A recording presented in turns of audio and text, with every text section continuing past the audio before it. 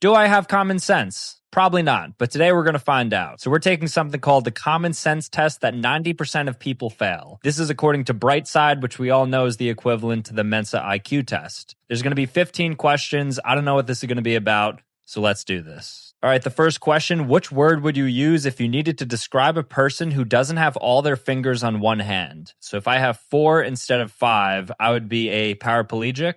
No, maybe a quadriplegic because I have 4 fingers now. Actually, now that I think about this, all of my fingers are not on one hand. All of my fingers are on 2 hands. So I guess you'd call that person weird or like abnormal. Yeah, if you have 10 fingers on your hand, then you should probably go to jail.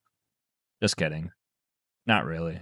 All right, so call this person normal. I think I said that right. So I guess you'd call that person weird or like abnormal. All right, time for geography. So if a plane crashes right on the border between Canada and the United States, where should they bury the survivors? Well, you don't bury survivors. I guess they mean like, where would you bury the people who died? Unless that's what they're trying to get at. Am I just supposed to call out that they used the wrong word here, the survivors? Because if so, then that's just dumb. But if I were to give my actual answer, I think that air is not regulated. And so I guess that they would be buried like on the Mason-Dixon line or something, or like just throw them in the Pacific Ocean. But are you 100% sure they bury the survivors? All right, so I guess I got this right because they're trying to tell me that you shouldn't be burying the survivors. As I said, well, you don't bury survivors. All right, 2 for 2. Imagine that you just entered a pitch black room. There's an oil lamp, a newspaper, and some kindling wood inside the room. But you only have one match. You have to make a tough choice. What will you light first? So I'm thinking if we're going off the logic of the previous 2, there's going to be something in here that's just like dumb. So you have a match. So you want to light the match first. A match is not necessarily lit. I think you want to light the match first. Final answer. You'll need to light the match. Perfect. 3 for 3. Mrs. Brownie, despite her name, loves the color pink. Her bungalow is decorated entirely in the bubblegum color. Pink carpet, furniture, curtains, even the walls are pink. So what color do you imagine the stairs are? I don't know. I'm not a perv. I'm not like looking into her windows to try to figure out what's going on inside her house. I don't think there's stairs in the house. It looks like a ranch style home. Like it looks like a single story home. So I'm going to go ahead and say there's no stairs in the house. How about that for a wild card? Perhaps if there were stairs, they would most likely be pink, but bungalows just have 1 floor. No stairs needed. I didn't even process that they called it a bungalow. It just looks like a single story home. One day, a man got caught in the pouring rain. Unfortunately, he had no umbrella or hat or anything else he could use to stay dry. Yet, not a single hair on his head got wet. He's bald. He's bald. Too easy. Baldy. The answer is so simple, you'll want to slap yourself. Baldy. Imagine being bald. Was bald. It's okay. Don't feel bad. How can it be that every single person in a plane crash died, but 2 people survived? Every single person. So that means those people are chronically lonely and they don't have anybody in their life to couple up with and call their partner. So all the single people died and the 2 people who survived were a couple. That would be my guess here. Those 2 survivors were married. Every single person.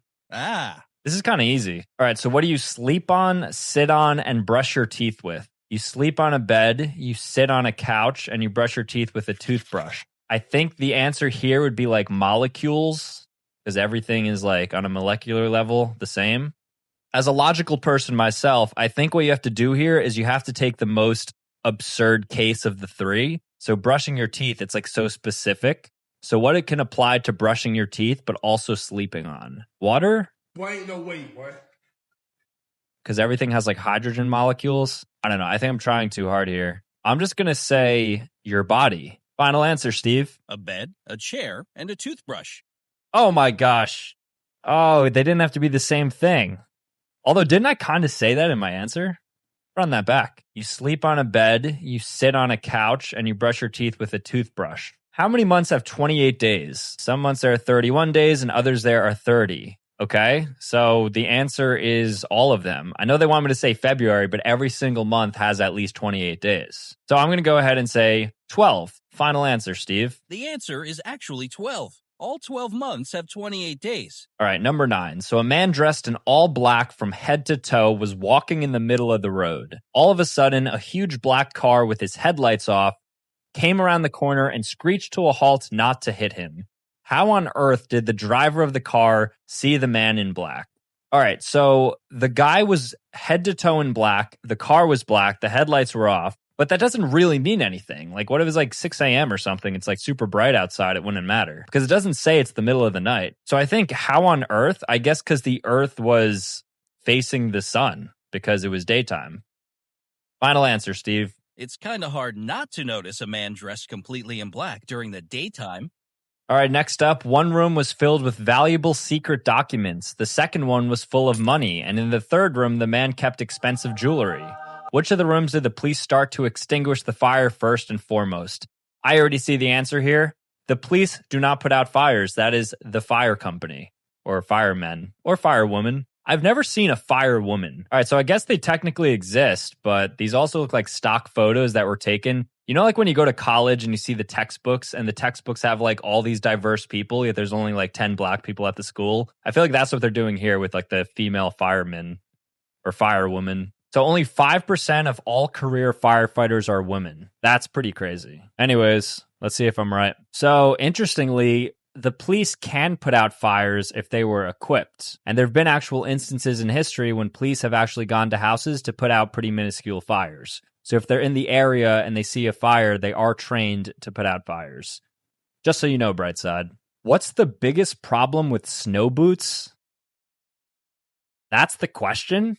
What are you even asking me here? I'm going to say there is no problem and people just complain. Snow boots melt as soon as you take them home or spring comes. That's not a snow boot. That's a boot made of snow. Snow boots are known colloquially as a thing. What a dumb quiz. So I got 2 wrong. So I'm 9 for 11. All right, so next up is how do you put a giraffe in a refrigerator? You chop it up, right? You take its head off, its neck off, you cut it into 3 parts, you cut its limbs into 3 parts, and then you just shove it in there. I mean, that's the right answer. Maybe there's also like a walk-in refrigerator, like those industrial level refrigerators at restaurants. I think those are 2 pretty good answers. So here's exactly how you do it. You open the fridge and put the giraffe inside.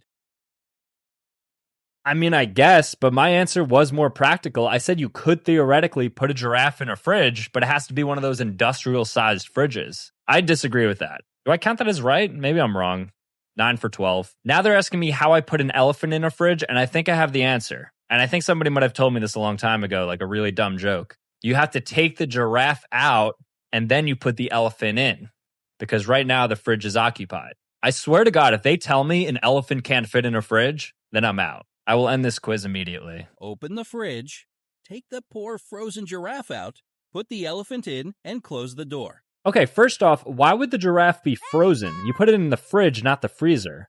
If your fridge is freezing stuff, you should probably adjust the temperature, because clearly that's not a well-functioning fridge. Noah builds one more ark and invites all the world's animals to join him. Every single animal gets on board, except for one. What animal doesn't board the ark? The elephant. The elephant is not going to board the ark because the elephant is stuck in the fridge, right? That's got to be it. I see the giraffe. He's peeking out the chimney like Jeffrey from Toys R Us. The elephant, of course. It's still in the fridge. Poor thing. Amazing, Brightside. You really, really, really well done. Final one. In the wilderness when you come upon a river. You have to cross it, but you know that crocodiles dwell in rivers there. How can you reach the opposite side without becoming a crocodile's dinner? I cross during the day, so I become crocodile's breakfast. Right? I thought it was a good answer. Just swim across the river. There's no danger. All the crocodiles are on Noah's Ark. Did you think? I'm done with this. Thanks for watching. If you want to watch more, click here or here, whatever. You'll see me probably in like 3 days. Peace.